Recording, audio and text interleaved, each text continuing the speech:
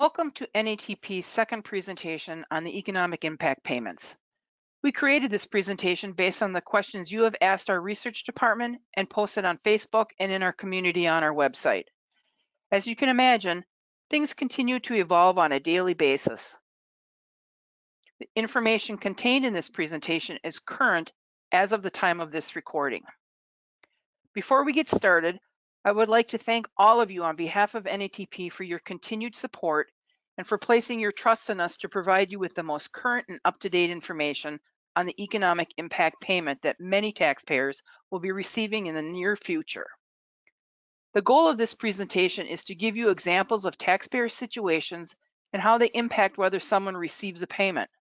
We will wrap up with an example illustrating how the credit is phased out and a brief discussion of what we don't know yet. Let's start with Daniel and Julie. They're a married couple and they filed a joint 2019 tax return. Their adjusted gross income was less than $150,000. They have a small balance due, which they paid when they filed their return.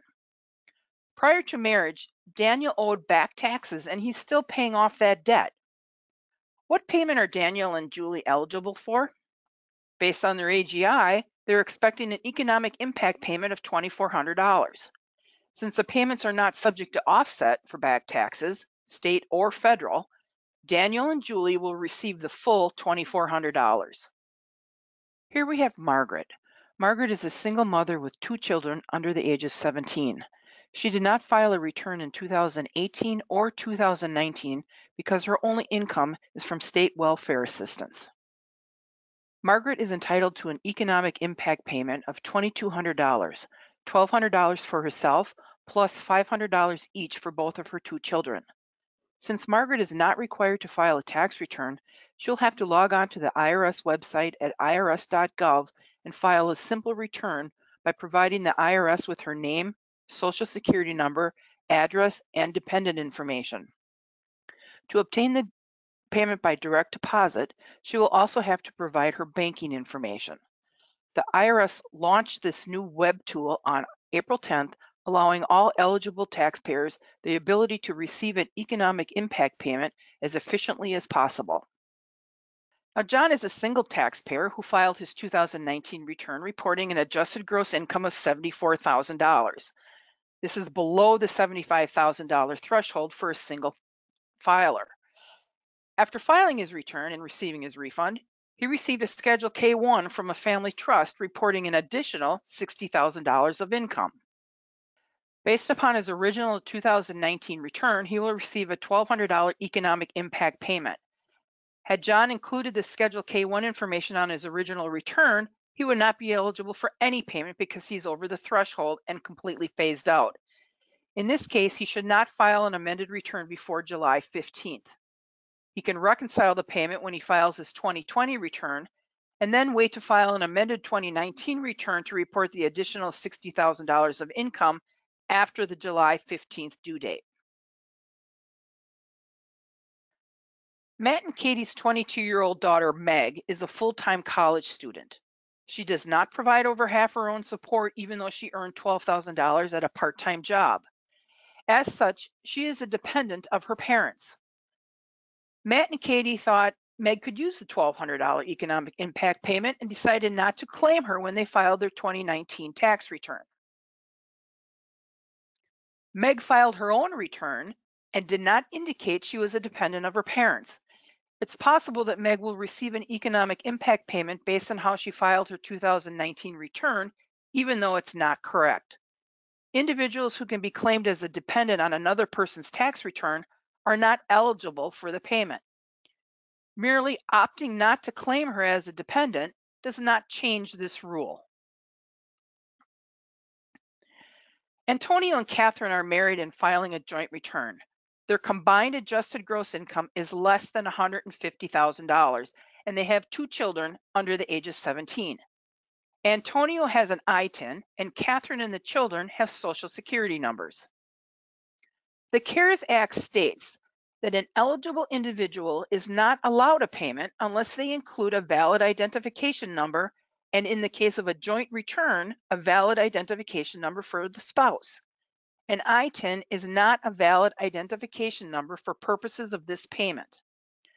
To receive an economic impact payment, Catherine and Antonio need to file separate returns. If they agree, Catherine will claim the children and receive a payment of $22,000, $1,200 for herself and $500 for each of the two children. Antonio is not eligible for a payment. Darius is a Marine stationed in Hong Kong. He's married to May and they are filing a joint return. They have no children and have adjusted gross income of $95,000. May does not have a social security number, but Darius does. Darius and May will receive a $2,400 economic impact payment. The rule requiring both spouses to have a social security number on a joint return to receive the full payment does not apply if one spouse is in the armed services and meets the social security requirement. Ted has been incarcerated since 2000 and he has not filed a tax return. He was paroled in 2019 and became employed at a local factory, but didn't earn enough in 2019 to have a filing requirement. If Ted files a 2019 return, he will receive a $1,200 economic impact payment. If he does not file a return for 2019, he won't receive a payment, but he can claim a credit when he files his 2020 tax return. The IRS and the CARES Act have not addressed other incarcerated taxpayers. If for some reason a person who's incarcerated has a filing requirement, presumably they can file a tax return and they would be eligible to receive the payment. There has been nothing in any guidance that has been issued to date that addresses inmates. Frank and Helen's son, Jesse, age 20, is a college student. He was a full-time college student until February of 2019. Jesse got a job and moved out of his parents' home in May of 2019. No one has filed a 2019 return yet. In 2018, Jesse was a dependent of his parents. In 2019, Jesse no longer qualifies as a dependent on his parents' tax return. Will Jesse receive an economic impact payment? Yes, Jesse is eligible. He should file his 2019 return as soon as possible. He will be entitled to the full $1,200 economic impact payment, assuming his AGI is not in excess of $75,000.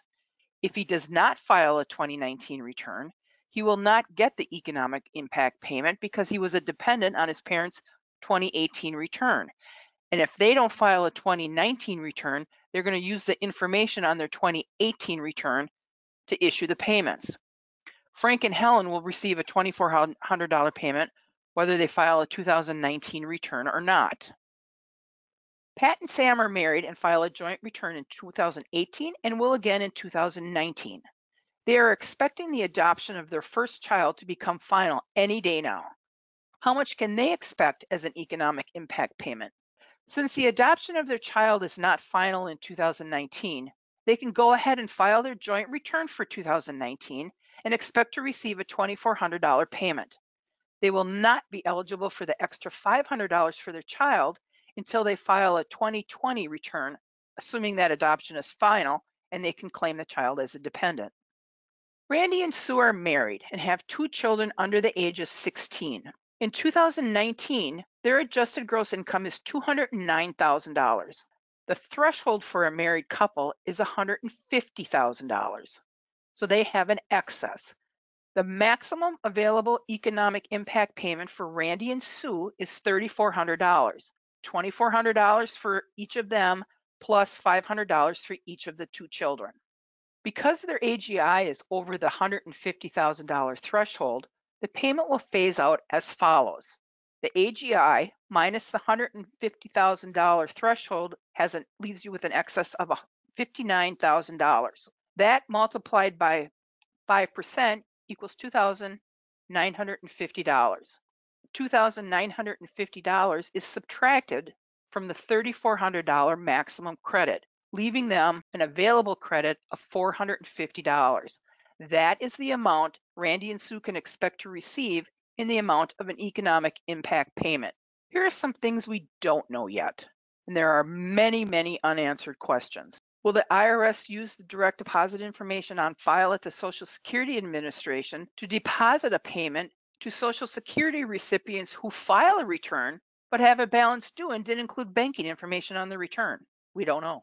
Is there a cutoff date to file a 2019 return so the IRS has the most current information for issuing the economic impact payment? There is no cutoff date, but if you want the IRS to use your 2018 or 19 information, then you would want to file a 2019 return as soon as possible. We have been told that the IRS master file is updated on the day after a return is filed. So if you file a return today and it's accepted, the master file will be updated tomorrow and the IRS will have your current information, assuming they don't issue these payments until next week or so. We just don't know. We don't have a cutoff date. What happens when a married couple divorces, but the entire economic impact payment is deposited into an account the other spouse can no longer access?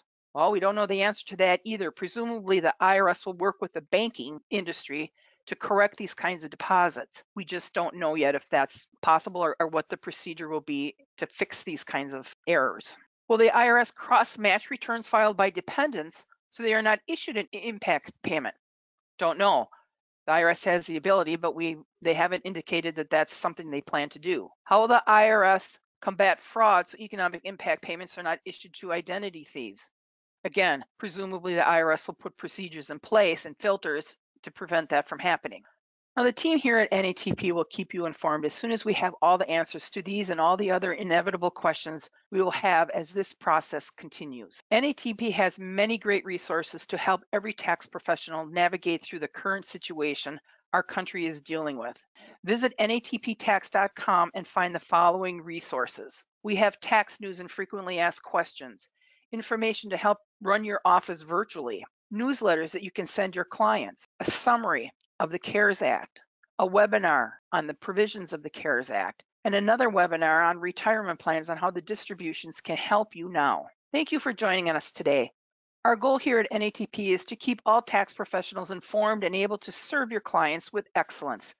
This concludes this presentation on the economic impact payments.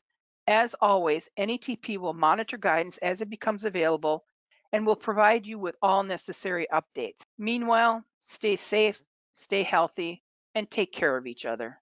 Have a great day.